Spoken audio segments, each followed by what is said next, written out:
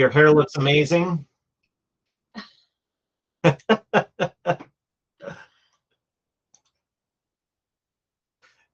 You heard. Nothing like coming into a room of 25 people fixing your hair, right?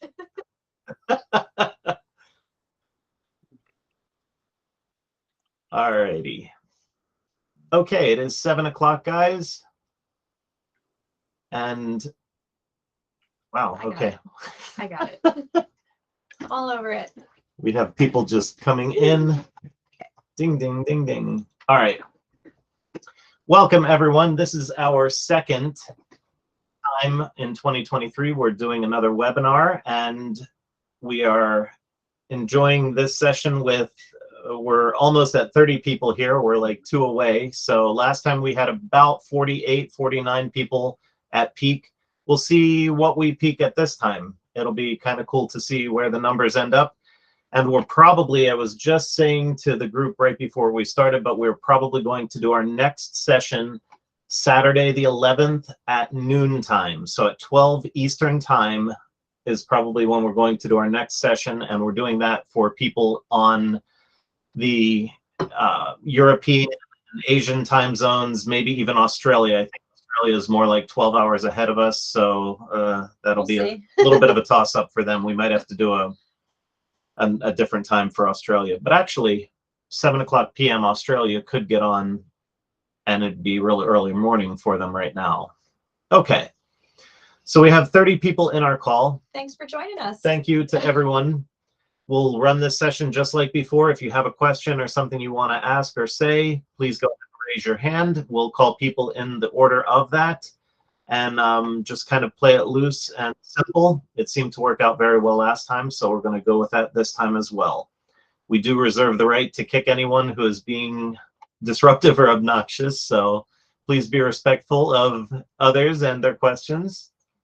And with that, I'll let my wife be the bouncer here. Well, just a reminder, we're doing this. We know that many of you have questions or are new to what we're doing here and want to learn more. So this is intended for you to ask what's on your mind, and we're just going to answer questions. We're not necessarily presenting anything, except we do have 2 announcements that we will get to. Yes, at some mysterious point during this call. You have to help remind me, guys. But we'll give it a little time. I don't want to do it too soon, and then people, you know, will miss out if they haven't joined or whatever. And so we'll probably do that at some point when things seem right here. Right. We also have to be careful of what we do say or talk about with regard to our crowdfunding campaign. The SEC regulations forbid us from really giving out much. Yeah, it's like we can give out the tiniest bit of information. So really what we say to cover ourselves is, please go to our Start Engine campaign if you have questions about the fundraising round and specifically about things in there. If you have questions that you are really burning questions, email us. You can email us at email us at support@harmonyturbines.com. My wife will go ahead and put that in the chat window, and we'll also put the link to our Start Engine campaign in the chat window so you guys can have those links. Mm-hmm. All right, a little tiny blurb about us. We began as a tiny little startup. Really, before it was even a startup, it was just a project in my basement about 2.5, 3 years ago. I have been a tinkerer and an inventor all of my adult life, but mostly just doing it in my spare time and in the evenings, weekends, evenings, spare time. You really don't get a lot of traction that way. So in 2017, 2018 timeframe, I began finally saying, okay, I need to take this idea and move it all the way through getting patents, working on getting some partnerships, working on getting some funding if that was possible. I had no idea how I was going to do that, and just kind of take it to the next level where we could turn something that I was doing in my spare time and in the evenings into potentially a full-time job that I could actually earn money, support our family, and at the same time help the world in, well, at my, my hope was to make a big difference and do something that would really kind of help the world become a better place. I don't want to leave here with all these ideas in my head, you know, getting hit by the proverbial bus one day and all these ideas die with me. That's probably, believe it or not, my biggest fear. My fear isn't of dying, it's of dying with all these ideas stuck in my head. So there's a lot of them. Yeah. Harmony is the flagship product out of all these ideas that I had tumbling around in my head. I had to kind of pick one to go with for our flagship product, for something that I would try and take through the whole way through the process to get it to the point where we could then use the money and funds earned from that to help move forward with some of the other ideas. So Harmony represents that very first push, that endeavor to bring a flagship product, so to speak, to market and try and actually realize the dream that I had been pushing for all of my adult life. So we were granted our first patent in 2020. Around July, we opened up our first crowdfunding round a month later in August of 2020, and we raised 187,000 in that first round. We used that to build our shop, get things going, get things up and running, buy our equipment, and even had a helper or two come in to the shop for that first 6 months or so. It was a little bit touch and go, but we used that money to kind of springboard into our second funding round that we ran from March of 2021 August of 2021. It was a year later, into March of 2022. That one we finished with about $220,000 that we had raised. So between those two funding rounds together, we gave away about 12% of our equity in the company to help raise those initial funds and help us kind of launch the company. It was when we began finally working full-time back in June of this year, 2022, that we said, okay, we've got to take this to the next level. We've got to do a raise. We are allowed to say our goal. Are we? Yeah. Kendall said we can. Okay. We have our main raise. I think we're allowed to say it. I don't think so. No? It's on our page. We're allowed to say how many investors we have. That was All the right, question. we won't say that. It was much more than what we had hoped to raise the first time. It's very easy to see what our goal is this time around if you go to the Start Engine page. I think we're allowed to say it, but I'm not going to, just so I don't get in trouble. Because we do want to post this video afterwards, so I don't want it to get nixed because I say one little silly thing the wrong way. So we went for a lot more funding this time around, and it was during this funding round, this third funding round, that we're really trying to push to the next level, where we can hire some people, where we can get some of the equipment that we need, and really take things to the next level. So that is where you guys come in. We are in the midst of our third funding round. We're now 3 months into it, and we will be closing down this funding round the 13th of March. So there's about 30 days left on this funding round. If you want to get into Harmony Turbines, if you want to invest and become part owner in it, you've got about 30 days to make that decision, because at this point we have no further plans to do any other funding rounds. So this is it, last 30 days. We are not extending or anything like that. So these webinars are meant to help you make up your mind, help you decide where you sit with your decisions, and if you want to join, that would be wonderful. So that's pretty much where we're at right now. We do have 2 fully granted patents on our technology, the Furling technology that many people have seen and can understand from the videos, where Harmony can close in on itself during high wind situations to protect itself. And then the other side of the coin, the thing that we really don't speak about and have not spoken about much in the past, is our generator technology. We are now finally sitting on enough funding that we can begin pushing forward with our generator technology and the development of that technology. So the people we have on our team that we're adding, and the open positions, everything that we're doing is lining up to help us push forward with that development at this time. Anything else that I'm forgetting? No, but we have some questions coming Yep. in. So. All right, enough about us. Let's hit some of these questions. I'm going to go ahead and lower James' hand. And James, if you want to hit us with your question, Cocovio, is that how you say your last name? That's correct. Good evening. Hello. I want to thank you for all your great work Thank you. and time and patience and everything else. I'm sure the red tape is really getting to be annoying. We're ready to be done with the fundraising round. Yes. Where are you calling from, James? I'm calling from Long Island, New York. Okay, welcome. All right. My question is, recently I've heard on, I believe it was the news or one of these 60-minute programs or whatever, that New York is starting to look into more wind applications and things like that. And presently, what is going on now with solar is they do not let us disconnect from the source. Okay. From the grid, right? We're not allowed to, Now I'm wondering, is that going to affect us when you finally get this up and running and out on the market? Whether, and I realize we have to conform to the state and city's regulations, but I don't think there's anything in there right now in regards to where we have to be hooked up to the grid. Okay, and I'm looking to get my own power source, meaning the generator and the battery storage, but I don't know how that's going to be allowed if they're going to tell me I cannot, or that I have to be hooked up to the grid. Do you have any information or knowledge of what's going on with that type of legislation?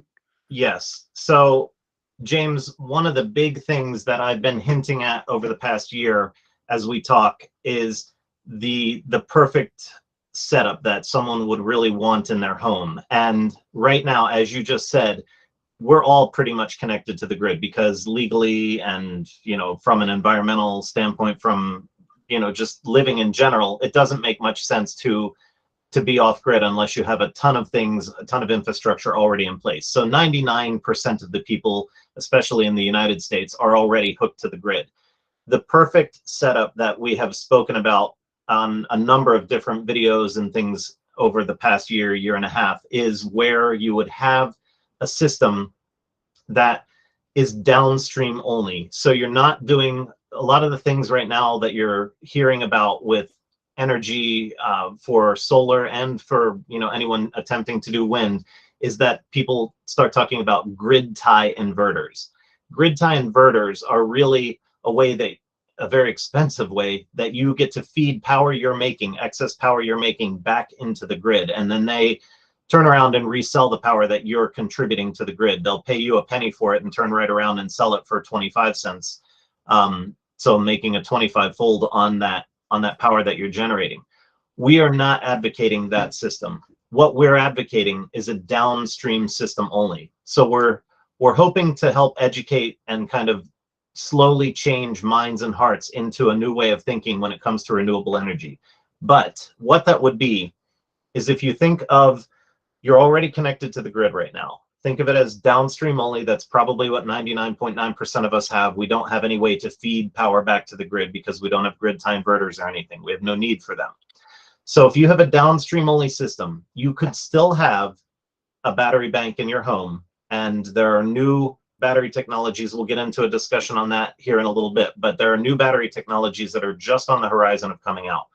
And you would have this battery technology in your home. You would have a downstream only link coming into your home from the grid, and then you could have your solar or your wind already on, and then a backup generator. So the perfect system is quite literally what you already have with your connection to the grid in downstream only mode, a battery bank of your size, your choosing, solar, wind, it doesn't matter. You could have both, or you could have one or the other, and then a small backup generator. That sets you up for the perfect scenario. Now, the costly part of this is going to be your battery bank and your solar or your wind installation. So as companies like Harmony Turbines and other companies are pushing forward and developing better technologies like thin film solar, for example, you're going to have costs coming down greatly on things like adding solar shingles and thin film solar to your roof, or putting something like Harmony Turbines in your yard, or even, once we get underwriting laboratories approval and things like that, attaching it to your home or something along those lines. but you would have a system where if you think of a glass of water, okay, and that's your battery bank. If it's being filled by your renewables, by your solar and your wind, okay, you don't want to take any power from the grid until you would get down to about halfway full, like my cup is right now. And you would say, okay, now I'm starting to get a little uncomfortable. I've got only half storage left in my battery bank. That, at that point, you could turn on the downstream link from the grid where you would just sip power from the grid to recharge you, say, from 40% back up to 50%, and then that link goes off. So you're doing nothing 80% of the time with the grid power, except when you get into a situation where your power levels fall to an uncomfortable point, and I'll just call it 40%, you would then have the grid charge you back up to 50, then it would turn off and it would be done. So here's the cool part. If your battery power falls down below 40% because there's, you know, no wind, no solar for a couple hours, and, you know, it's just in a lull and it's overcast, now it opens up that circuit to try and draw from the grid, but someone hit a telephone pole or whatever, the grid is out. Now you're starting to fall down below 40%, nothing's recharging you. Now you get down to 30%. Here's where your backup generator, you would kick that on. Now you could have it come on automatically. There's, you know, circuits out there that it's easy enough to do, or you'd have plenty of warning. You could have alarms on the system to tell you, go out there and start up your generator. You'd let that run for 2 or 3 hours to top you back off to 50%, and then it shuts off. Here's the cool part. When you get a quote for a generator system right now, Generac or one of those big boy systems, they come in and they say, what's your peak load? What's your peak utilization? James, it looks like you could run your dishwasher and your, you know, your hot water heater and your well pump and, you know, all these things at the same time. You're going to need a 25 kilowatt backup generator. In this system that we're talking about, all you need is a little 2, 3, 4 kilowatt generator that you could get at Lowe's or Walmart or wherever. When that turns on, it's dumping 100% all that it's able to make into your battery bank and filling it up, you know, for 10 or 20%, and then it shuts off. So you're not wasting power sitting there idling with a generator that's waiting for your peak load to kick in, because you are literally delivering 100% that generator can deliver into your battery, and then it shuts off. So you're not wasting any fuel for the little tiny bit of time that generator has to kick on. So now when you use your imagination and you think how this system would work, 70%, 80% of the time, depending on where you live, what kind of sun exposure you get and wind exposure you get, you would literally be filling your power bank up with solar and with wind, with renewables for most of the time, 75, 80% of the time. Your grid power would only kick on when you fall below that comfort level for a little bit of time during the month. So instead of having a $200, $250 a month electric bill, now your electric bill goes down to $15, $20 a month. And if the grid is out, when you are falling down below 30%, below that like danger, you know, Will Robinson, that zone there, then you have your backup generator kick on and top you back off to a more comfortable level.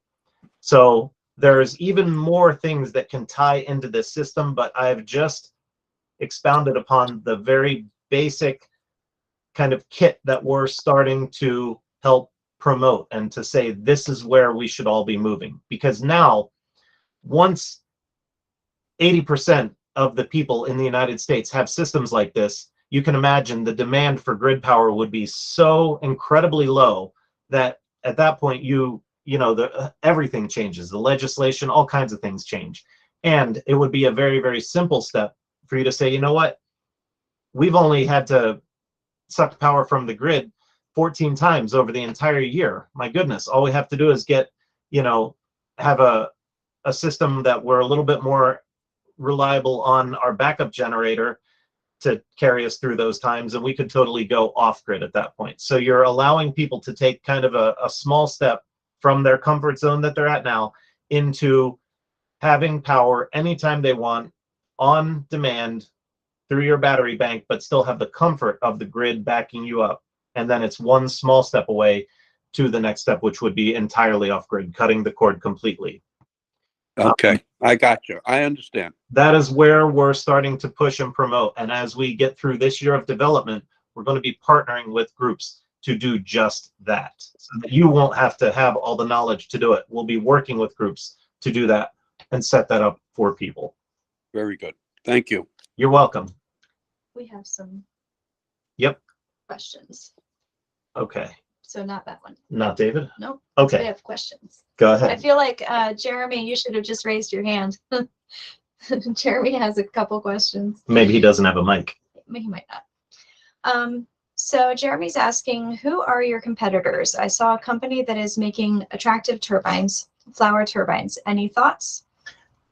I am not one to sit here and talk badly about competitors, so I'm not going to speak about what the flower turbines would be our main competitor. I'm not going to sit here and say anything negative about them. They've been out on the market for a number of years. They've been raising funds through Start Engine and maybe even, and they've been successful at doing that. I cannot speak to their performance. I cannot speak to their marketing goal, but they would be our closest competitor. People have compared our units to theirs, and I've heard, one guy on YouTube saying, well, if I were to compare your turbines to theirs are way more attractive than yours. That's I think ours are a lot more attractive than theirs, but that's really a matter of opinion. I can't speak to how well or how poorly theirs would perform. All I can say is you're going to have to look carefully at that as we start releasing the data this year. Right now, when we finally have the funds to start getting the data, getting out there and really getting after it with the R&D work that we're doing up at Bucknell, with our own work that we're going to be doing in shop and going out on road trips and literally setting up units in various locations and corroborating data and cross-referencing and validating performance numbers that we're getting. That is what you're going to want to look at. You're going to want to look at the overall kilowatt hours that we're producing for a given time frame or a given wind speed versus what the competitors. You can buy a 5 kilowatt unit, a 3 kilowatt unit, a 2 kilowatt unit. Really, those ratings, you have to be very careful because those ratings are where the wind speed is at a very, very critical small window at the top of a peak. As the wind rises, as soon as you get beyond their peak speed that they're rated for, they all have to dump load, they have to stop, they have to brake, they can't produce power anymore. So you're only getting peak power performance in a very, very small tip of the iceberg kind of thing with other turbines. As the wind rises and gets to a point where you're producing maximum power, anything beyond that, their power production falls off as the wind keeps rising. Harmony is looking to be different because our power performance should be the same rise on the left side of that curve, but then literally flatten out on the top.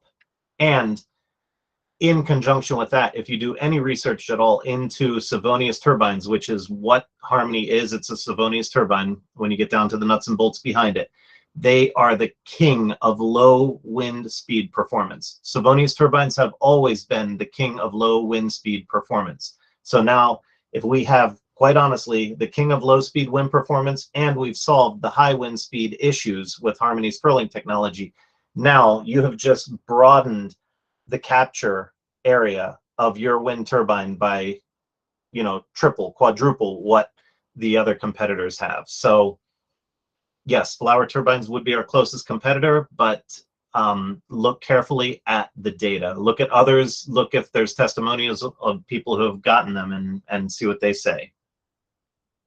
All right, his next question was, how often do high winds cause a wind turbine to fail? Is it really that big of a problem for small turbines?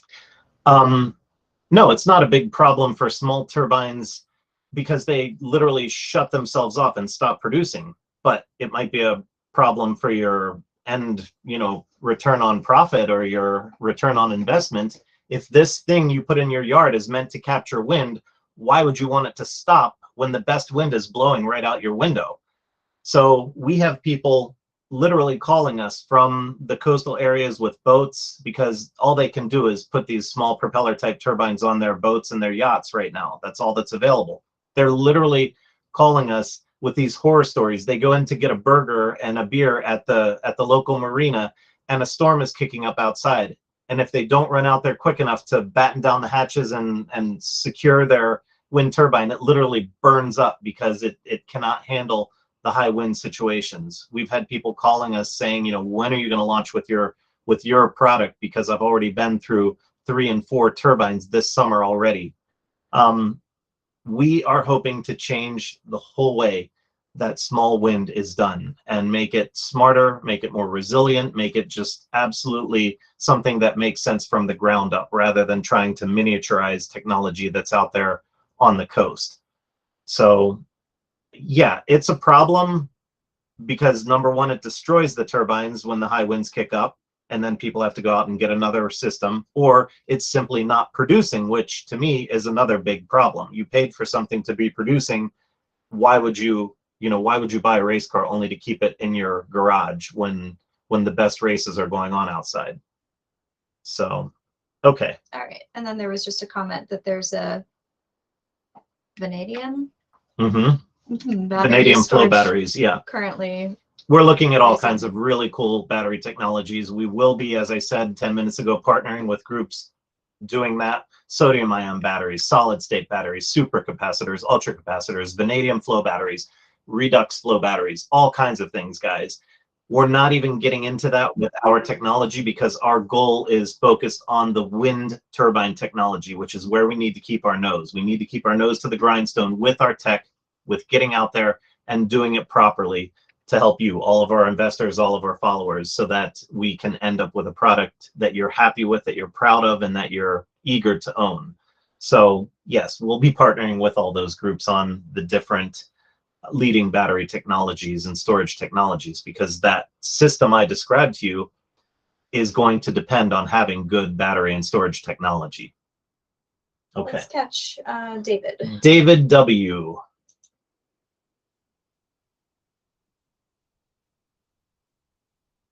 David W. What's David, your question? Oh, there's a David Wilson and a David Oh, W. David So W. it's David W. You gotta You're unmute muted, yourself. David.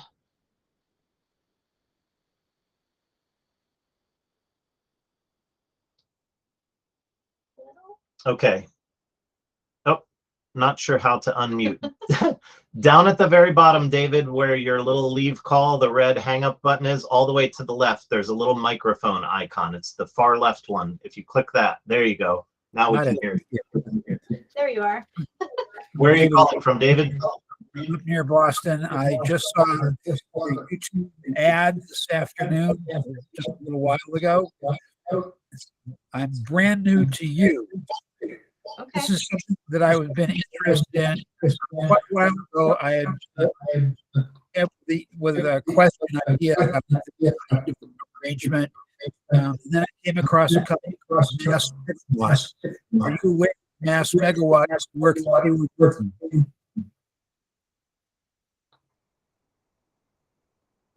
Could you hear that? Hang on one second. I'm going to mute. Okay, go ahead and unmute yourself one more time. A couple people's mics were open and it was giving me a lot of feedback. So no, we didn't hear your question very well at all. Go ahead and repeat. Sorry. I've muted everyone else, David. So go ahead and repeat, please. Okay, can you hear me now? Yes, Yes. now it's good. Okay, good. So my name's David Weiss. I'm up near Boston. I just saw your YouTube ad this afternoon a little while ago, so I'm brand new to you. Okay. I'm very interested in what you're doing. I first, I began to think of this idea myself over 10 years ago, and I drew a very rudimentary design, which I showed lots of people and saying, why isn't this in use? But I have I'm not a tech guy. I have no mechanical background, so it's just a theoretical idea. Then I came across a company called Mass Megawatt. Are you familiar with Mass Megawatt? No, I have not heard of them before. Okay, so let me tell you a little bit about Mass Megawatt, what they were doing. It's a much less, yours is a more elaborate and more elegant design. There's much more basic and rudimentary, but it's multi-axis and structured in a cage array. So you had multiple turbines spinning and in such a way so that it minimized wind blockage from the ones receiving the wind first for the ones further behind. I had a couple of conversations with the CEO, with the guy basically he's everything. He's not just CEO. And over time, whether it was funding or issues they couldn't resolve, I don't know. They did have a couple of demonstration projects up, a couple in Massachusetts, another one, and I don't remember because, again, this is around 10 years ago, whether it was New York State or New Jersey or Pennsylvania, I at this point don't recall. But those were up and running and generating electricity, and they were very interesting. So it's something that I think is worth checking out. I know they have a couple of patents, but they no longer do that. They switched over entirely to technology that tilts solar panels to track the sun. Okay. So that's their business model now. There's very little mention on their website. I just looked at before I signed on. There's only two very old links. But if I'll send you an email, so I'll make you aware about what they're doing and how to find out more, what they were doing, how to find out more. Sure. But back when I was doing that, I was very much interested in a wide range of applications that I don't think other people are thinking about or talking about. So let me just raise one with you. And that, because this is, as I said, when I was thinking about it, it's like the question I was kept asking is, why aren't these here? And one example was, why aren't they at the bottom edge, outer edge of every highway overpass to be spun by all the traffic passing underneath? Go ahead. We get this question a lot. We've actually answered it, I think we have, in our FAQ. Really, what you're doing is trading gasoline for electricity in that case. The resistance that your car feels when it goes through a given area, an open highway versus a closed-in area, it increases more and more the tighter you are, the more you're squeezed in. So when you have those wind turbines sitting there spinning to gather wind from the ongoing and oncoming traffic, what you're doing is putting more wind resistance in the path of that vehicle. That's by putting the wind turbines in proximity to the cars, you're actually increasing the load or the resistance that those cars are going through. And it's like moving through molasses or moving through honey. So you would suddenly, if you had 100 miles of these things, these corridors, you'd see that, oh my God, my car got only 10 miles to the gallon instead of the normal 28 miles to the gallon, because you would literally be robbing that extra horsepower from your car to spin those turbines. So you're really just trading gasoline to generate electricity in those cases. We get that question all the time. I don't think we're talking about the same thing, and I don't know that I can describe it better, because what I'm talking about is such a minimal exposure per car. It's like I said, at the bottom of a bridge, bottom of an overpass. So your car is passing under it for literally a split second. It's the volume of traffic passing through there. So the resistance is negligible. But it would be the constant flow of traffic that is spinning these turbines. Sure. It's like a crowdfunding round. All of you guys, tens of thousands of users giving me 1 penny for or $1 for our crowdfunding campaign versus one big investor coming in and giving. It is the same thing. Yes, the amount drawn off of your one individual car would be negligible, but in the end, it is just converting gasoline into electricity. So you're really asking all of the motorists on that highway to say, okay, I'm fine giving up a little bit of my gas to generate power for company XYZ. It's a totally feasible and something that could be done, but in the end, you have to kind of look at the ethics of it. I don't want to take up too much of your time on this question, and I certainly don't want to be debating or argumentative. And again, because I'm not a tech guy, it's the way I think I understand it is, again, at the bottom of a bridge that a car is passing under, an overpass that the car is passing under, it's the drag after the car has already passed it that is pulling. So I'm just not seeing how that would. That's the draft. I'd be happy to show you offline and go through the physics of it with you, but there's a wave front in front of your car that you're generating and a load that is put on. In the end, it's not free energy is what I'm trying to say. You would be essentially taxing or tasking those vehicles going through with generating that quote unquote free power for you. So it's not free, they're paying for it. And you know, that's where it gets into the ethical issue. Well, the last aspect of that, and then I will let this particular question go, is as we move toward electric vehicles, you would not be trading gasoline for electric. So that's just another thought on this. I'm interested in following up with you more. I will dig up a little bit more on Mass Megawatt. I will email you that, and I look forward to once I find a little bit more. I'm certainly interested in being an investor and being with you for the long haul while you build on this, because it certainly looks like what you're doing is really close to the broad idea that I've had. So, well, thank you, Jim, or David. I'm sorry. Thank you. Kudos to you. Thank you. And if you missed in the beginning, I was saying I'll say it again here, since we're now at 54 people. So we beat our enrollment from the last week's webinar. But David, our funding round closes down on March 13th. So you have about a tiny bit more than 1 month if you do want to get in and become an investor. We're not looking to extend this campaign any further.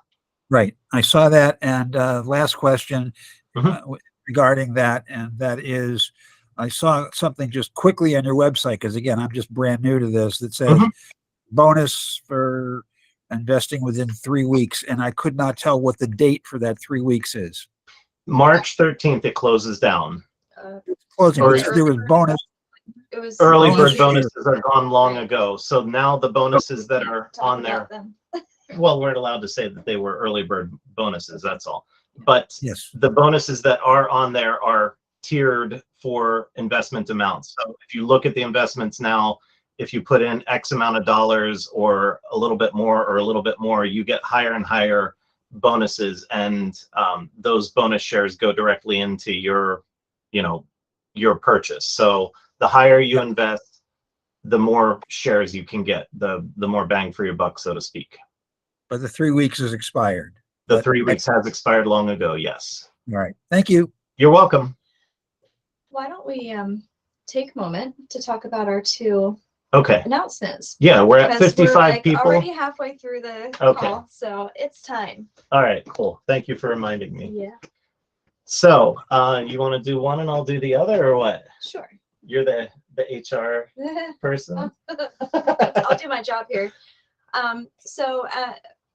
Maybe some of you know or don't know, we've had a couple open positions that we've been recruiting for actively for the past couple weeks. These are positions designed to help us move faster in our testing and production. These are positions that are possible because of the funds we have already raised here in Start Engine. So we had a position open for a design engineer and also a CNC machinist. These are the bottlenecks that we have here with working on our prototypes and iterations and getting units made. So we're happy to announce that we had acceptances on both positions. We had our machinist start today, and our design engineer starts midweek next week. So we are going to be a full crew, and we're going to be like cranking through stuff. So it's exciting. We're just thrilled. We're excited about the people we found. This is a good fit for a really, really good Harmony. time. Yeah, because we finally have the bandwidth to now start powering through some of the things that have been taking us forever to get through, because it was just me out there doing the R&D work or the machining and the fabrication, the design work, things like that. Now we can really power through with these full-time individuals on the team, boots on the ground. These aren't remote people. They are local, in-house, right there with us, putting the units together, seeing what works, what doesn't work. We're going right through that iterative testing and development circuit, really. You just basically, you build, you test, you iterate, and you improve, and you just do that over and over again as we get through this year. So we finally have the team to do it. So high five to everyone out there. Thank you for helping us get to where we are, guys. That is announcement number one. Number two is this has been a long time coming, actually. We are out of room, believe it or not, with just the little tiny crew we have and the stuff we have in our shop. We're out of space. And, you know, our little spot that we got was a great starter home for Harmony. We call it HTHQ, Harmony Turbines headquarters, but we're out of room, quite literally. So we just last week finally secured the deal where we are moving about 5 miles east in Lebanon, and we will be moving to a new location with almost 10,000 square feet available to us. We've got an overhead 10-ton crane in that mix, and we have separate office space available. Yay! And it is right next door to the company that is making all of our water jet and two-dimensional parts. So this is huge. We literally sneaker net, if you know what that is, the parts from the water jet facility where they're water jetting and cutting our 2D parts right over to Harmony. I mean, all we have to do is take a little cart over there, grab our parts, bring them back, and we're done. We don't have to send them on any trucking or anything like that. We literally go and get them 100 feet away. So pretty much our whole build is done in one building, whether it's us doing the three-dimensional parts or them doing the two-dimensional water jet parts. So it's awesome. And keep in mind, initially, as we go into low volume production, hopefully by the end of this year, we'll be starting to take those pre-orders. We are going into low volume production with the all metal units. We will be entertaining and looking at all kinds of other options for plastics and, you know, polycarbonates and carbon reinforced plastics, hemp reinforced plastics, different materials, metamaterials. We're going to be getting into all of those decisions a little bit later. Our first initial launch is going to be with the full metal aluminum units that we're building now, that you were seeing in the video releases that we were putting the unit up on Bucknell, and what you're going to be seeing as we finish out the build on our unit in-house and then move into the Mark III unit and the Mark IV unit. They're going to be all aluminum units initially here. So those are two big announcements. Yeah. And both of these things are because of the Raise on Start engine. We said at the very beginning that raising this money was going to help us grow the team to what it needs to be and help us get into the space that we need to get into, help us get some better machinery that will help us make our parts more efficiently. And here we go. Right. And just a caveat here, when I say the word plastics, I saw a comment fly up about, oh, the plastics. But listen, guys, we are talking ocean and landfill reclaimed plastics. So this is huge. When you look at where we're pulling waste streams out of the environment, there's groups out there called Precious Plastics and things like that, that are movements for pulling those plastics and those waste streams out of the environment, out of our oceans, out of our landfills. That is what I'm talking about. I don't want to be, you know, taking brand new plastics and putting them into these. I'm looking, if we do it with plastics and composites, it would be with ocean and landfill reclaimed plastics. So not only are you making clean energy with our unit, but now you're helping to pull waste plastic out of the environment to do it. So we're not going to be stupid about how we do it. Trust me. We're not like out here to help make the world a better place and then at the same time be hypocrites. Yeah, no. Not our goal. So don't worry. All right. Should we hit? Let's get one of those and then we'll go back to a few in the chat. All right. Jim Orga, I'm lowering your hand. Go ahead and unmute. Hi. Good evening. Good evening. Congrats on your news. That's good stuff. Thank you. Where are you from? Oh, you did say Havre de Grace, Maryland. That's right. You mentioned earlier UL listing. Do you have that in the process, and how far are you from that? No, not right now. Because this year is going to be taken to finish development on our products and get them to the stage where we could start taking our pre-orders. We will probably look at beginning the underwriter laboratory certifications after this year. So no, as of this time, we do not have underwriting laboratory certifications. We have 3 companies that have already been pretty much courting us, I'll say, about working with us to do that. You know, companies that say, we've done this for years, we'll be able to hold you by the hand and walk through this process to help fast track it. So I keep telling everyone, I keep saying, let us get through the development of these turbines first. We have to get through it before we can start really looking at branching out and doing all the other peripheral things that need to be done then. Yeah, that's quite a process. So my heart goes out to you. I got a few questions. Thank you. What's the minimum? I saw, and I'm new to your product as of like a few days ago. So you're saying that 1 or 2 miles an hour, the thing will open up and catch wind. What's the minimum wind speed where it'll generate? That's yet to be determined, but it's not going to open up and start catching wind. It's already going to be open. The default state is fully opened. Okay. So when there's no wind outside, your Harmony turbine would just be sitting there fully opened, dead and not spinning. As soon as the wind begins coming up, it will literally begin spinning in just a 1 to 2 mile an hour wind. Okay. Where it would begin generating power, that is what we're starting to work on right now with our generator technology. But because of our patent, because of that axial flux generator with the variable air gap, we would start with those magnet platters far away from the coils. And even though they're far away so that they're not creating the cogging effect and the starting lockup issues, they would be able to generate, even at that distance of a couple inches away, they still would generate very, very small amounts of voltage. So quite literally, you know, it's not going to be usable power, but you would probably be generating as soon as you start spinning. But you're only generating a couple watts of power in low wind speeds like that. It's not anything you want to be getting excited about. Okay. You know, your real power generation that you're going to start putting into your, you know, power banks and stuff like that comes into play when you're probably up in the 7-8 mile an hour range, where you're really getting into some better wind at that point. Right. Yeah, I live on the top of a hill, so it doesn't seem like we have 1 or 2 miles an hour. We're at 10 or 20 or 30 right out of the gate. So exactly.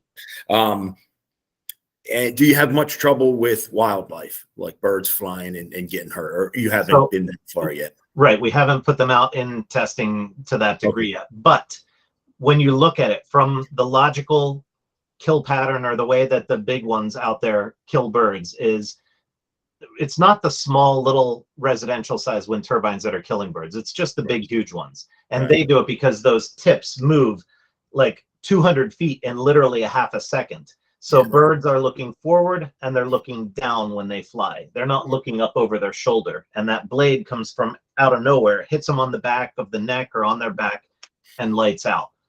The little tiny ones, the little residential size propeller turbines aren't really, I've never heard of them killing birds. You know, they just kind of get lumped in with the big boys and get a bad name. But our turbine, even if it was scaled up to huge proportions, 100 feet tall and 100 feet wide, it's still a solid rotating mass in front of the bird. It would be no different than a building, a high rise, a stadium, you know, anything large, a ship, you know, whatever, in front of them.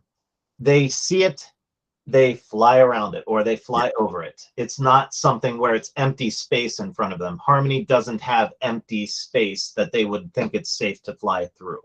So that's why it's not going to be the same mechanism killing birds that the big ones out on the coast have. Okay. And I didn't mean to bring up a touchy subject with. No, it's not touchy. That was one of the things that drew me to your design. I totally understand what you're saying. I am a willing beta tester if you need one. And also pre-orders. You're saying you're going to start taking pre-orders maybe by the end of the year? That is our hope. Yes. We now we just announced tonight that you're the first to hear it, that we finally fleshed out our team. We're getting some new equipment here in April. We're moving to the new facility. So you add all these things up and you see that we are going to start moving very quickly and rapidly through our R&D process here. So our hope is that we get through 2 more iterations, and we're literally beginning to design the Mark V unit by the end of the year. And that's the first unit that we want to transition from prototype into early release beta units for our customers. So once we get closer, we'll open the floodgates.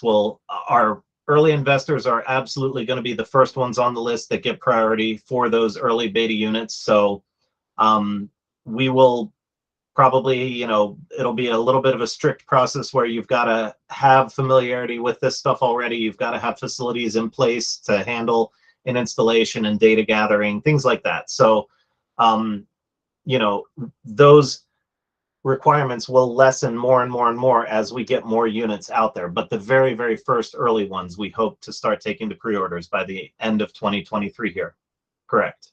That sounds great. And please look me up. I have a very unique situation that I think you would like. Thank you. Can you email us at the Yes. support at Harmony Turbines? I certainly can. Okay. Thank you. Thank you. Thank you. Okay. Do we want to take Yeah. one or two off of here? So we had a couple comments, I think, that kind of tie in together Mhm. from MD Oreo or Oreo. Yep, he's right there. I know, I'm butchering your name. Sorry. And from Gray. And they're about the low winds. So I'm going to read Gray's because I think his will get you heading in the right direction to address both of them. Mhm. I live in central North Carolina and have been told by various solar companies that this area does not get enough wind to justify having a turbine. Do you have data on where throughout the US the Harmony Turbine solution will or will not produce a useful level of power? So, guys, right now, all of the wind studies that are out there are based on propeller type turbines because that's all we've had up to this point. When you start introducing literally a paradigm shift here, like Harmony, where you're gathering and scavenging wind at the low end and you're capturing all of the high end wind because of the Furling technology and us trying to literally enable you to go up into unheard of wind speeds and still capture at 100% power generation, you will have to rewrite the book, so to speak, on how this is done, because what it comes down to in the end is how many kilowatt hours you generated during that month. The wind never cooperates. It's blustery and then it dies off, and then it's blustery and it dies off. So until we really start seeing data in real world performance, we're not going to be able to speak to, you know, how much more Harmony is producing than the other units. I'm not going to sit here and tout numbers that don't exist yet. I would never do that. But when you look at the data, when you look at how Harmony is constructed, when you look at how the technology is put together and what it's going to do, you start to see that little narrow window of production that's out there right now with the units on the market suddenly becomes huge. And the low end, like I said, you don't really want to get excited about the low end because there's not enough wattage in the low end wind to really care about. But when you can gather all of that high end wind, a good 2 hours, 3 hours of a thunderstorm that is just blowing like crazy can literally make up for 4 days of crappy wind. So if Harmony is capturing 100% of that, where all the other turbines are throwing that away, think of what that's going to do for your power bank, what that's going to do for your energy capture throughout the month. People that live on the coast, people that live on the Great Plains, where those winds are just violent and coming up all the time, we are going to be capturing that 100% of that power instead of throwing that away and wasting it. So that's where I can't wait to see that data. I literally can't wait to see it. We've been waiting for 2 years to see that data. So as soon as we get it, as soon as we start replicating and corroborating that data, we will be sharing it.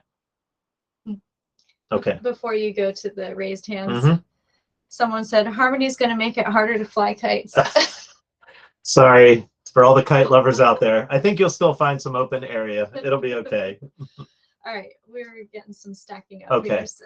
And we have, holy cow, it's Yeah. 7:53 already. All right, Myron, let's boogie through some of these. Yes. Can you hear me? Yes, Myron, Yeah, we Myron. can. Yes, from Columbus, Ohio. We're out in the flatlands, so we got lots of wind. I'm also a contractor, so I was just wondering what your thoughts are on distribution, or were you looking, or maybe you've not even looked that far yet, but I just wondered what your thoughts were. Basically, we plan on working with companies to make this a turnkey solution for you. We are not gonna, Harmony's not gonna staff up and have 2,000 people in our tiny little team all of a sudden that's doing this. So we're going to be working with the companies to do those installations, to walk you through it, to help you get up and running in a safe and an affordable manner, with all the, you know, necessary requirements from electrical and city, you know, codes and things like that. The early beta adopters, they're going to be a little bit more of, you know, places out in the Texas and the plains where they don't have to worry about all these regulations. They've got to be our first beta testers, people with boats and yachts, so that we don't have to navigate those waters of underwriting laboratory certifications and all these things. The early beta adopters are going to be people that, like, yeah, we can put a turbine on my facility. It's not a problem. We don't have to worry about things. So as we move into more organized rollout, then we will start having those partners to do those installations on a larger and larger scale. Okay. Great. Was that your only question? Yeah, just I'm really excited about seeing it. I'm actually an electrical contractor and do generators and all that. We could do solar systems, and this is wind is out here. There's a lot of the smaller turbines, but just wanting to yours. I like this. It just really hit me as something as a good solution. Thank you very much. Thank you, Myron. Okay, Michael S.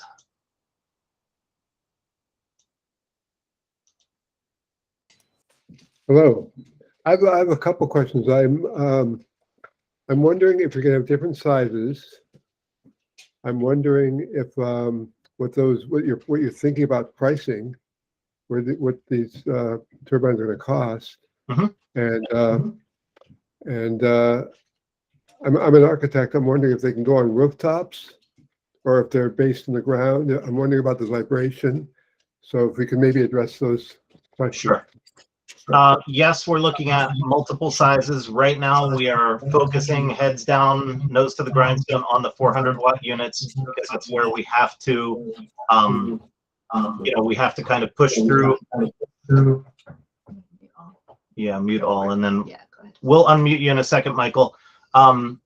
We have to push through the development with the 400-watt units to get through that.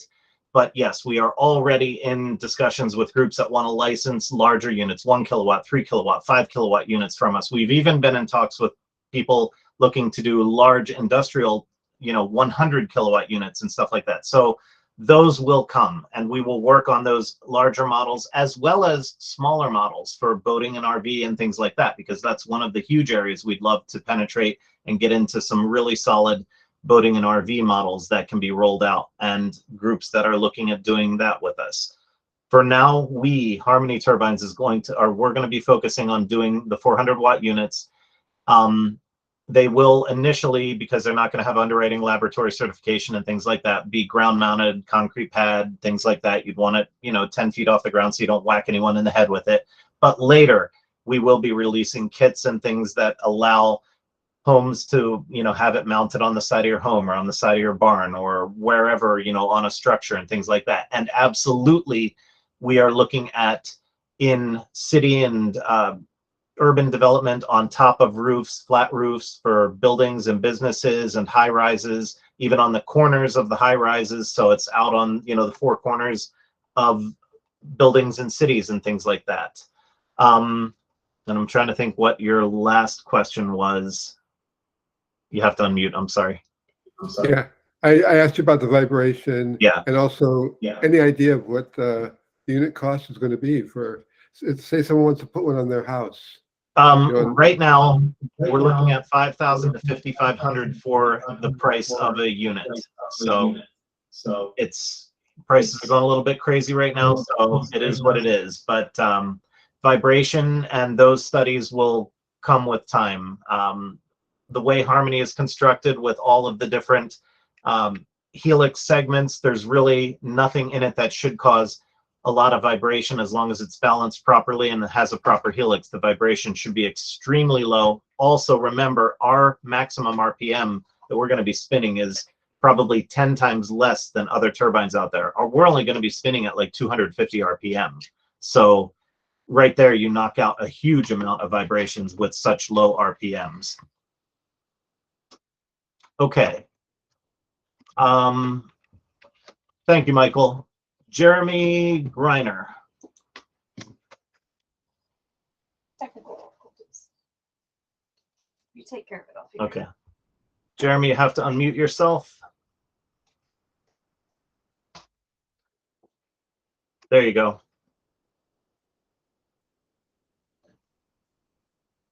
You're unmuted, Jeremy.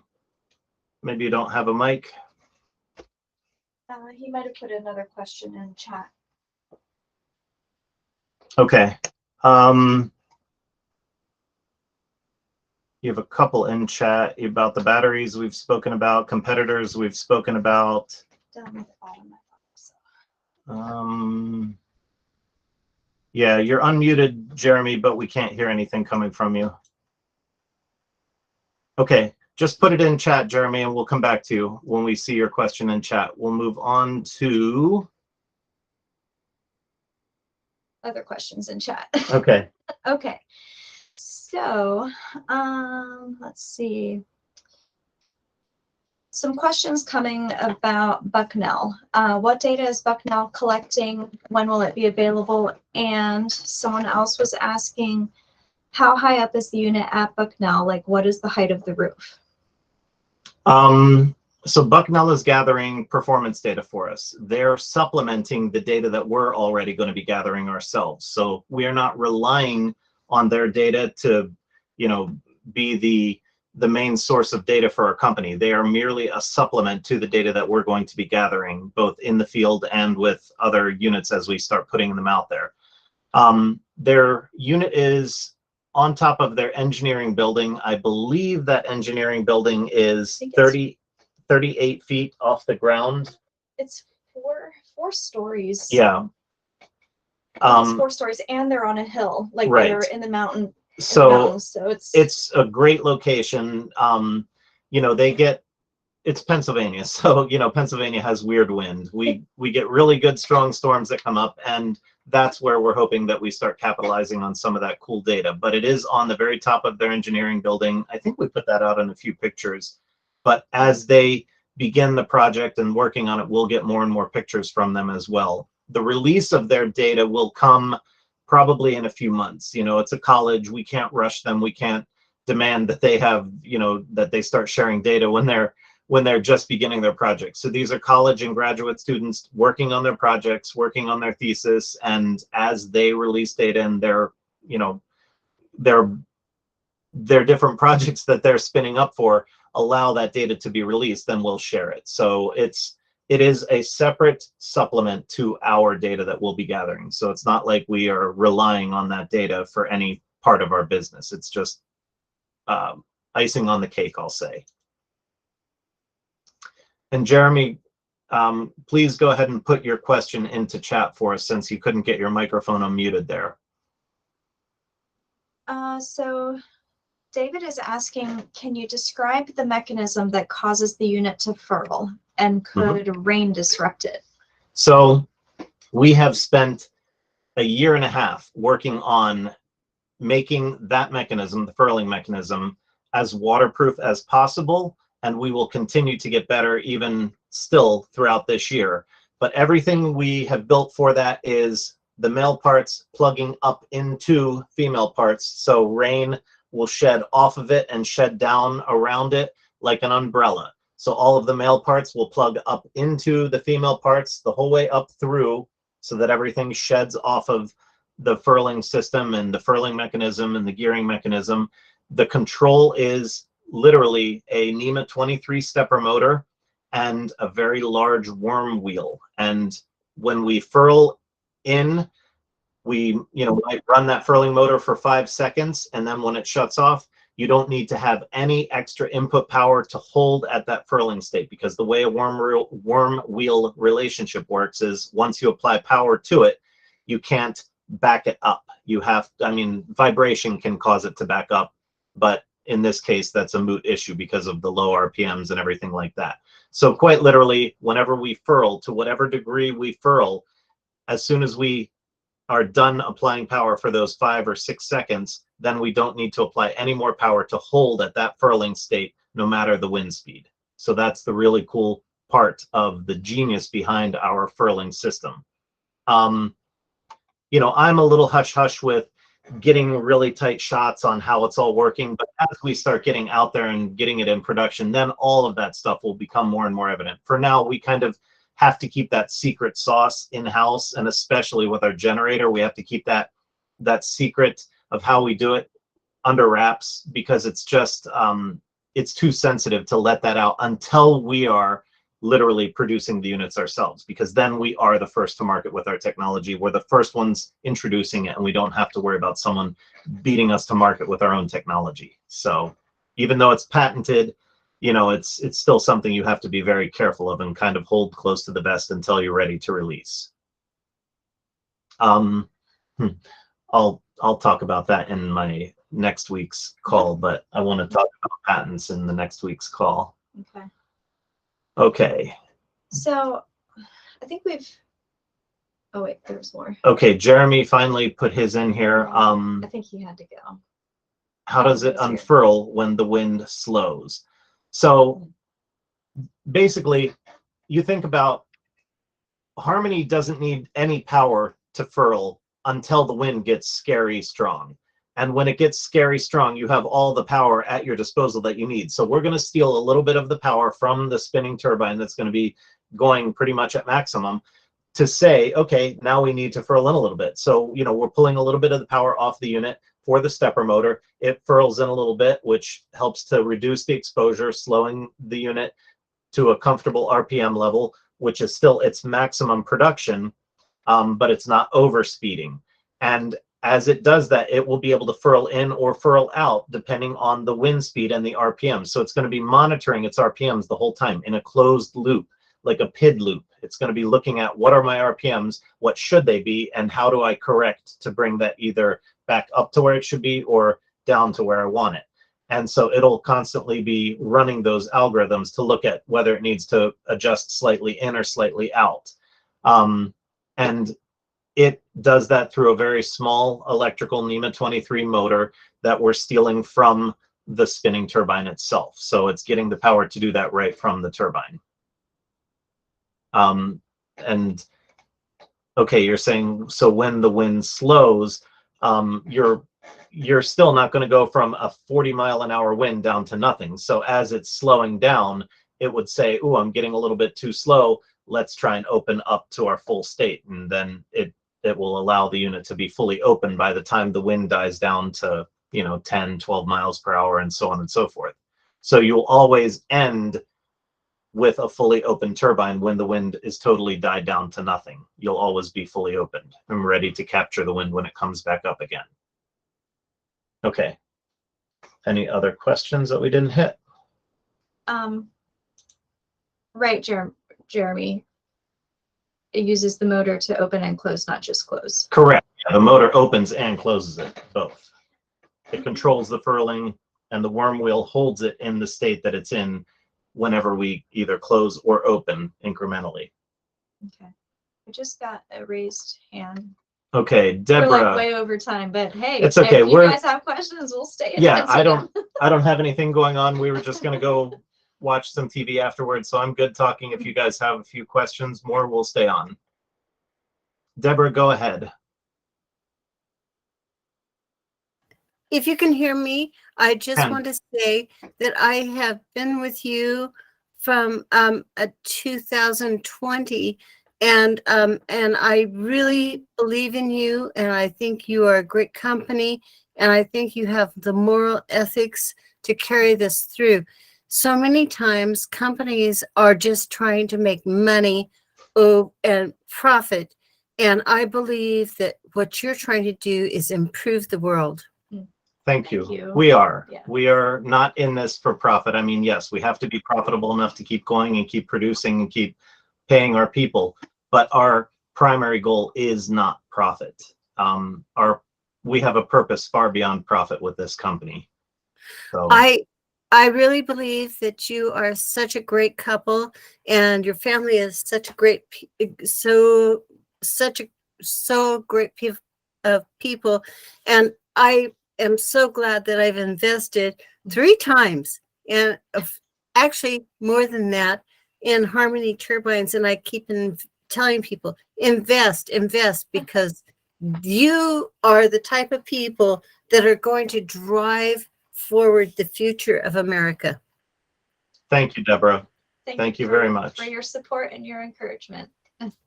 Have a good evening. Thank Love you. you. You too. Deborah. Bye-bye. Bye-bye. All right, MD Oreo. Honestly, I haven't even invested yet. I just kind of found you guys. I work for Apple, and just kind of have some stock, and just kind of figuring need to diversify where all my money is. And Apple kind of talks this really big game about its values and what they believe and what their soul is. And I've been an Apple customer since the 80s, and I've been an Apple employee for over a decade. And I don't believe that our values align with what we say on television. And I think this is why I came to this meeting tonight, to see if you guys really were who you said you were. And then that's when, like, you guys were like, oh, you know, we might do plastics. And I even put it in the chat. I'm like, oh, plastics. I'm like, that kind of gives me bad vibes. And you guys kind of picked it up, and you're like, no, recycle plastics from the oceans. I'm like, oh my gosh, are these people for real? We're for real. Are you really for real? Because I like took, yeah, so it was like around November. I took like this big, like 2-week vacation, like went up to the Rockies, went through the desert, just kind of like, I gotta get away from Austin. I gotta get away from the city, gotta get away from people, gotta get back to my roots of being a Boy Scout, being a, like, what's, like, maybe I should just go buy land. And I live in Texas. I'm a Texas boy. Out in West Texas, we don't have regulations. We don't have building codes and stuff. And, you know, in the desert, there's ways that you can farm water out of the air. Yep. You can farm energy from the sun. You can farm energy from the wind. Right. And so I'm just trying to like figure, like, how do I do these things? And I just got really curious. And I just, let's be real. I lost my mind, and I took a leave of absence for losing my mind. And I just decided to invest in losing my mind. What happens if I decided to take my stock and all the money I've put into technology that I believed was saving humanity, that I now believe is not saving humanity? Right. And actually do something to, I think, really would maybe help save humanity. And I actually found Harmony Turbines, and I got really curious. And that's what brought me here to you guys tonight, to kind of listen to what you guys are all about. That is an awesome story. Dude, you guys are, you feel really legit. And so I'm really pleased to say that I'm going to invest, and I'm really happy to see what you're about. And I can't say what I've done things for Apple. I may email you guys in the future to help you with your future productions, hopefully. I would love to work with y'all. Y'all are good people. So thank you very much. We're glad you joined us this evening, and we've enjoyed watching you cheering and your different reactions. Very animated individual. I'm a people person and animated. That's the best kind of people. Sometimes the world needs a little bit of a shakeup, and I think synchronicity is one of the words that keeps coming up in our campaign, and everything about the universe is literally pushing people and groups and organizations to us to allow us to finally do something that we could only dream about 10 years ago. And we're going with it. I mean, we have both quit very, very lucrative full-time jobs with hospitals for, 30 plus years in my case, 25 years in your case. And here we are doing Harmony Turbines full-time with our main was goal. The word for me for 2023. It was like the universe said, you need to look at the word synchronicity and follow that word, because if you don't follow synchronicity, you will continue to be in pain. Yeah. So, yeah. Thank you. Thank you for joining our little growing group here and the movement that we are pushing forward, trying to help make the world a better place one step at a time. So, thank you. All right, guys, we are 15 minutes over, but we still have 42 people in, which is pretty impressive. And I saw, I think at the max, we were at 54. 53 or 54. 53, 54. So that's awesome. We actually beat last week by a little bit. And I So think we've gotten through all the questions. yeah, but we had 2 that came in over email throughout the past week. Okay. Do you guys are you guys in to hang out for another 5 minutes for 2 other really good questions that came in? I don't see people dropping off. Yeah, I got a thumbs. there's Ooh, some. lots Okay. of thumbs up. Okay. All right. So, Things are flying past our screen. all right. So this one actually came into our WeFunder page when we posted about our webinar. This gentleman Mhm. couldn't join tonight, but was hoping we would answer his question because he's going to watch it later. And I think it's a good question that Sure. is more easily explained with animations Okay. rather than typing. Do you want to be the animated I one? do not want to be the animator.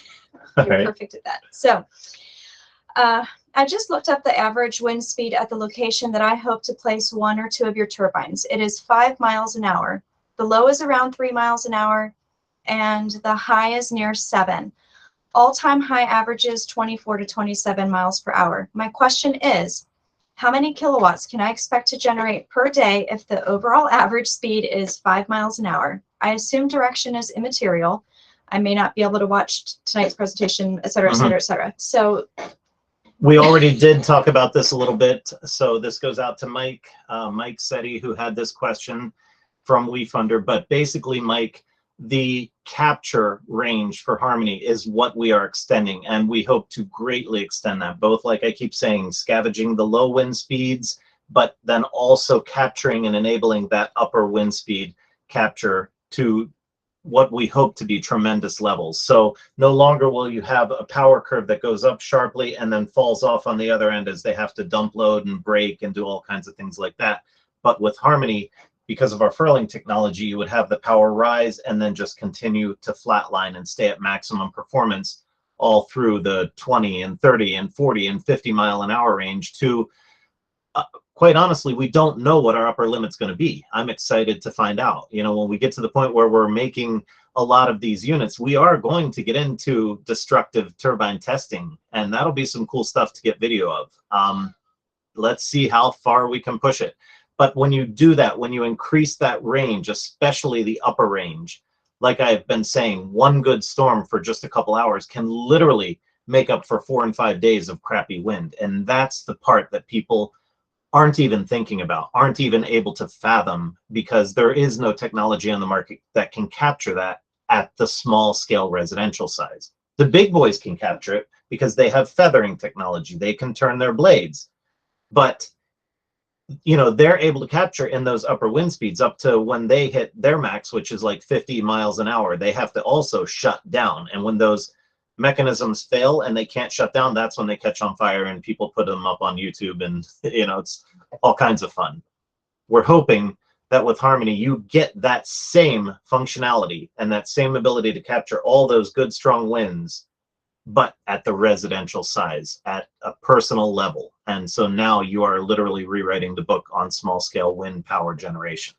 So for Mike's question in particular, where he's talking about most of the wind is 3 to 7 miles an hour, but then the 24 to 7, like the high winds are 24 to Sure. 27. So that's where you hope to Right. capture all that energy Right. at the 24 and 27, and it makes up for the entire week 3 to of crappy 7, wind. Yeah, literally. You know, there's wind is exponential. As you go from a 2 to a 4 mile an hour wind and a 4 to a 6 and an 8 and a 10, it's like an exponential rise in the power. It's crazy when you start getting up above 20 miles per hour, how a 20 mile per hour wind has only half of the power of like a 25 mile per hour wind. It's insane. You go up just a few miles per hour and you literally double your output.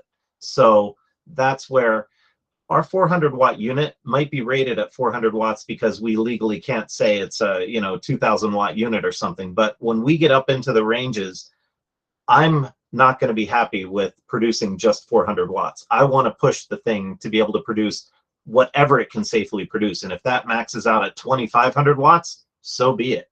You know, you guys are still getting this unit that's going to be rock solid and able to capture all that high wind, but I don't know what the upper end is going to be. And that's what's so freaking exciting to think about and to see where we're going to go with it. We don't know yet what that upper end is going to be.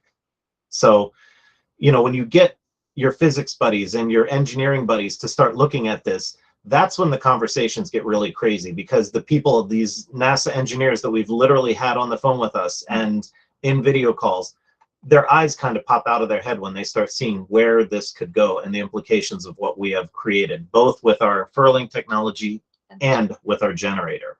So that's why we're so excited to get through the testing this year. And we have one more that I've actually never been asked this until this email came in, and he sent it for the webinar. Okay. You ready? I hope. It's from Lee. Mm-hmm.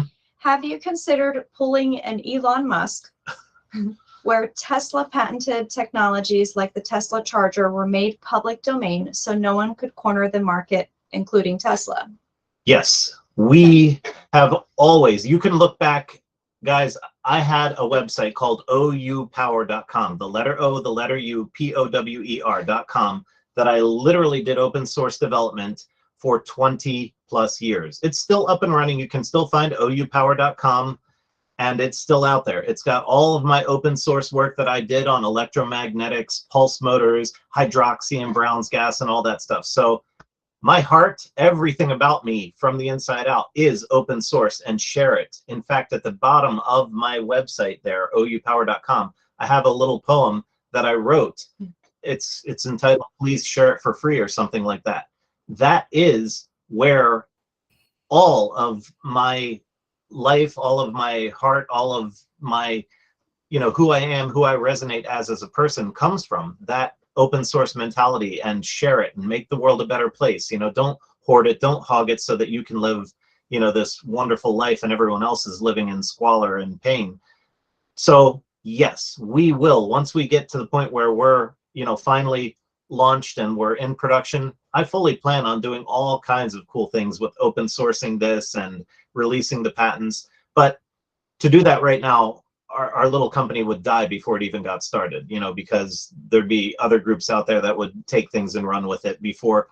We're tiny, we're little, so we have to kind of keep it close to the vest, keep it protected right now. But once we get to the point where we're able to stand on our own and we've built a good name for ourselves, yeah, I totally intend on doing open source releases of all kinds, making kits available for people to 3D print and produce them, and then opening up the patents so that we don't ever have to worry about fighting patent legislation and all that crap. It's a nightmare. So it's here right now to help us build and get to where we need to be, but it is not the end goal of our company. We have Deborah. Okay, got another hand raised. Deborah, go ahead. Hi, I just wanted to let you know I so believe in you. And I talked to you earlier, and I have none of the technical background and everything. I remember when I was working for a computer company, and everybody was laughing about JavaScript. And I said, JavaScript is going to be the next thing.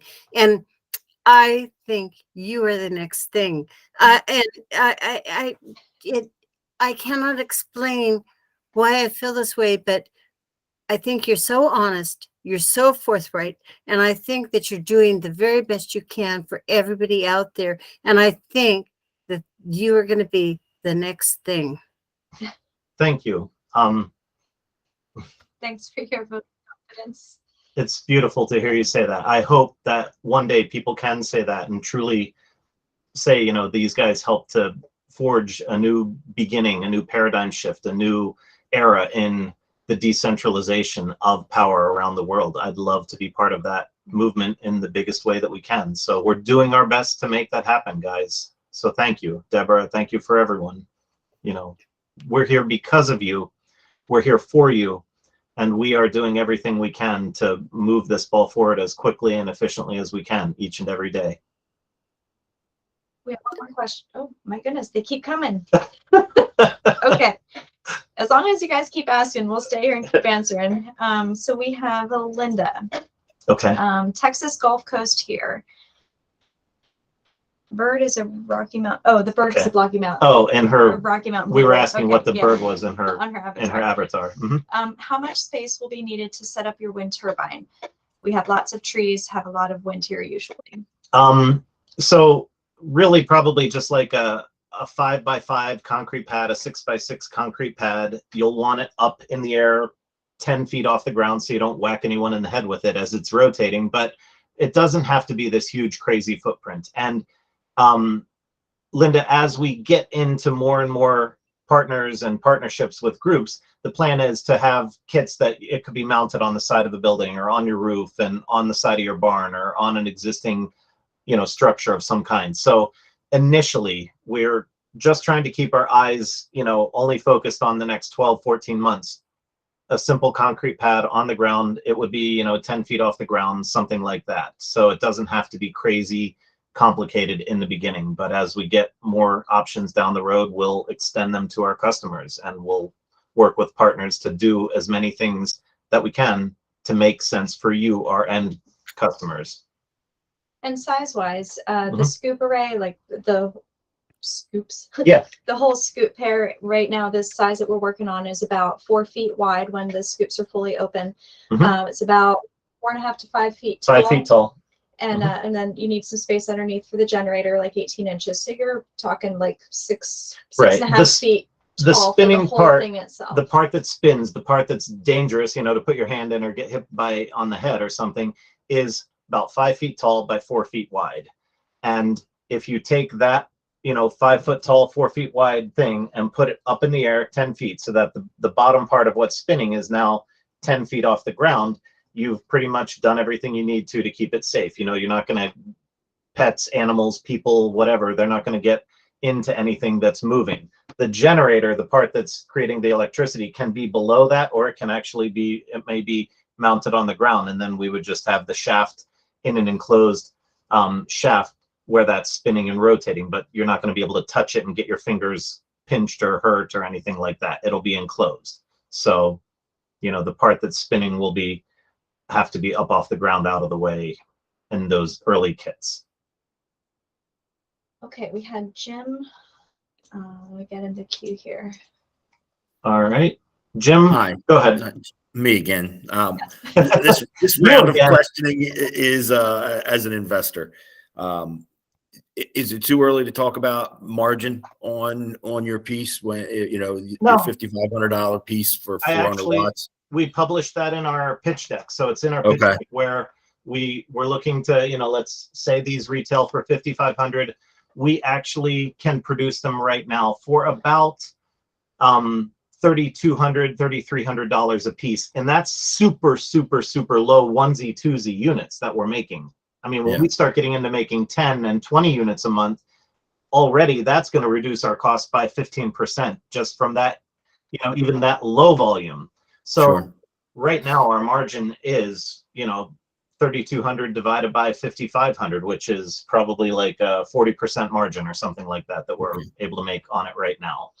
And you probably even bettered that with your move to the new building and right next to your parts manufacturer. Yes. And does it come with a battery setup? Like, do you guys offer that, or is that something that I should already have? We initially, with the early groups, are going to rely on people already having that in place, because we don't have time to literally pull all these threads together and put it together. We'd never have any time to do it. So we're just going to focus on the units. Our very early beta customers are going to have, like I said, there's going to be some requirements. Our early beta customers are going to really have to know their crap to be able to help us to be a beta customer. But then as soon as we get done with that phase, we'll start having the partners that can do all that for you. So yeah, initially the early customers would have to have that stuff in place and know how to work with that equipment. I'll get on it. I'll be ready. Okay. Jim, I put the link to the pitch deck in the chat for you. If you wanted to. Thank you. Sorry, I didn't research too much. I just got home from work and got right on the call. So nope, not a problem. Thank you. Okay, MD. I don't know what to call you, Oreo or MD. Actually, that's what people call me, is Oreo. Okay. So my name's Matt, but people, either call me Oreo or Cookie. Okay. because that's my name. And so my question is, so practicality when it comes to market, obviously you talked about installing them on building or right now before any type of certification. Before technology, I actually worked in property and casualty insurance. And actually worked kind of with, insurance mitigations and things like, or hurricane mitigations, and looked at those types of certifications for things like that in the past. But this question, went down chasing a rabbit. This is about kind of wind farm theory. So if you were to put these, let's say hypothetically in, let's say a small neighborhood subdivision outlier area, when you're looking at these type of wind farms that we've seen in Europe, California, or where I live in Texas, which is huge wind farm country, they have to be offset because of the displacement, because of that. How does it work with, in theory, with harmony turbines? What type of displacement are you going to have because of, I'm sorry, I'm drawing a blank. You're gonna love this. Yeah. Penn State Can University. you stack them, or they have the offsets, a checkerboard? We call it a grid formation. What kind of a grid formation would you have with the layout? Okay. So Penn State University is doing that study for us. April 2021. 21. April of 21. Okay. Oxford University released a study on vertical axis wind turbines. It's actually in our FAQ. If you look in the FAQ, you'll find that in there. April 2021, Oxford University released a study showing that vertical axis wind turbines, when stacked close together in a grid formation, increase the performance of the entire farm by 15%, because you're getting what's called the wall effect, and you're squeezing and funneling that air through the vertical channels between the turbines, which increase Chicago speed. It's just like holding your thumb over the end of a garden hose, and you're making that wind squeeze through a tunnel. Now it's going faster. Harmony will get that exact same benefit. It's not exclusive to any one particular type of vertical axis wind turbine. It's all of them. Any properly constructed vertical axis wind turbine gets this beautiful added benefit. So that's why some of these larger companies that are talking to us about doing grid installations and, upwards of 100 kilowatt units and things like that, literally they would, instead of putting 20 massive 300-foot tall wind turbines out there on the coast, they could put 200 smaller Harmony units. Now their cost for installation has just dropped through the bottom because they don't have to reach up on these huge massive cranes. They only have to go up maybe 100 feet. They put them in much closer proximity, so it's easier, quicker installation. Now you have redundancy. If 1 or 2 units get knocked out, you don't knock out a whole 6 megawatt of production. So you've got this beautiful higher efficiency with tighter, easier grid installations, lower, easier units, and the added benefit of them being, a slower, more beautiful operation. The way they rotate and everything is much slower than the big wind turbines out there, and they're not going to kill wildlife. So, you've got like 4 different benefits to deploying grid level Harmony turbines in this manner versus the big boys that are out there now. Yeah, it's pretty cool stuff. You're muted. I don't know if you muted yourself or whatever, but that's okay. There's also in our FAQ, the very last page of the FAQ is incredibly interesting for anyone who likes to dive into the whys and the hows of things. But there was a major publication back in the 50s where they literally drew the arrows the wrong way, and you don't know whether it was done on purpose or somebody paid somebody off to do it, or it was a real true accident. But I believe it was someone paid off. The industry at large has believed that Savonius turbines for the past 50, 60 years, they believe that Savonius turbines only perform at 10% efficiency, when the real data done by Caltech and Kansas State University and Lawrence Livermore and all those guys way back in the beginning, they were showing Savonius turbines above 30%, even as high as 37, 38% efficient. And suddenly all that data was wished away into the annals of history because of these arrows being drawn incorrectly. And we are starting to now get groups out there. In fact, the group from Penn State, Dr. Pana, like slapped her hands down on the table when we were in the Zoom meeting. She goes, yes, yes, yes. I've been telling my students this for years. The data is wrong. Savonius turbines, which is what Harmony Turbines is like 30+% efficient, which will literally turn the entire industry on its ear if we can prove this. So the implications of what we have could literally be, I mean, it is on a different level when we're talking about changing the way wind power is done in the world. So synchronicity, it's all these things coming together, all these little pieces, all these little clues, all added up to be something that the world is ready and ripe for that change. So take a look at the FAQ document right there on our website, and you'll see what I'm talking about. That information, we provide the links, we share the links. It's pretty fascinating when you dig into it. I provided the link to the FAQ in the chat for easy access. Cool. All right, we have one more. Okay, one more, and then we Maybe. can. Okay. And this is a good question from David. In the fall, when trees are shedding leaves, is there a way to keep leaves from getting into the scoops and clogging them? Not really. So our best advice would be don't put them anywhere near trees or detritus or whatever crap is going to blow into them. It's a wind turbine. You know, it's got a very different architecture from the propeller type turbines, where, you know, propeller type turbines don't have anything that leaves could really get caught in to a large degree. But with our unit, yeah, that would be a concern. So we'll look at that. It's an engineering problem that would be really challenging to overcome. I mean, you know, I would say our best advice will just be put it in a clean area where it's not going to get that crap. We will deal with, and we plan on dealing with, snow and ice later after we launch and we get into cold weather models, probably some resistance heating and stuff in the gearing so that we can melt any snow or ice buildup. But I don't know, there wouldn't be an easy way to combat leaves and sticks and crap like that. So put it in They'll a, just fly out. I don't know. Put it in an area that you don't have to worry about that. That would be our advice there. So, or up high enough that you don't have to worry about that stuff. Get it up higher. That would do it too. Okay. All right. No more questions. from We the have chat. gone way over. way the time. over, You like guys 40 are minutes amazing over. for sticking it out. Yeah, we still have 39 people in here. That's crazy. Yeah. All right, guys, I think Are there any other questions? yeah, Otherwise, we're gonna have another webinar Saturday Saturday at noonish on Eastern Standard Time. We'll 12 send out Eastern time, I think 12 information noon. about it. So if you think of something you want to ask in between, you can certainly join us on our next webinar or email us at Yep. support@harmonyturbines.com. That is our main email. So we'll answer your questions as best as we can there too. Thank you, Roy. Mm-hmm.